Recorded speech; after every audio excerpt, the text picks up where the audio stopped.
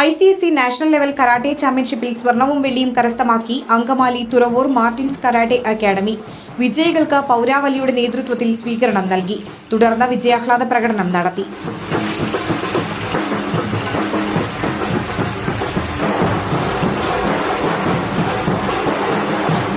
Thuravoor Saint Augustine's പള്ളി വികാരി father Antony പുതിയ പറമ്പിൽ ഉദ്ഘാടനം ചെയ്തു.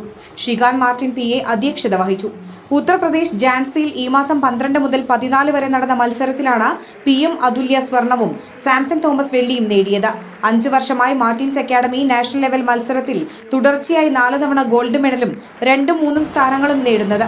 അതുല്യയും സാംസണും കാലടി ജ്ഞാനോദയ സെൻട്രൽ സ്കൂളിലെ +2, +1 വിദ്യാർത്ഥികളാണ്.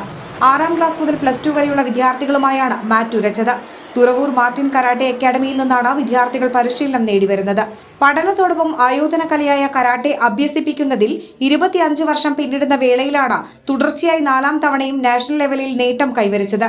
ഷിഗാൻ മാർട്ടിൻ PAയുടെ നേതൃത്വത്തിൽ എറണാകുളം ജില്ലയിലെ 30ഓളം സ്കൂളുകളിൽ കരാട്ടെ പരിശീലനം നടത്തിവരുന്നു. കാലടി ജ്ഞാനോദയ സ്കൂളിൽ നിന്നും ആരോൺ ജോബിയും, മഞ്ഞപ്ര ജ്യോതിസ് സെൻട്രൽ സ്കൂളിൽ നിന്നും ആഗ്നൽ ഷാജുവും, പെരുമ്പാവൂർ വിമല സെൻട്രൽ സ്കൂളിൽ നിന്നും അലോക് D തോപ്പിലാൻ, റോഷ്ന അജി എന്നിവരും മത്സരത്തിൽ പങ്കെടുത്തു.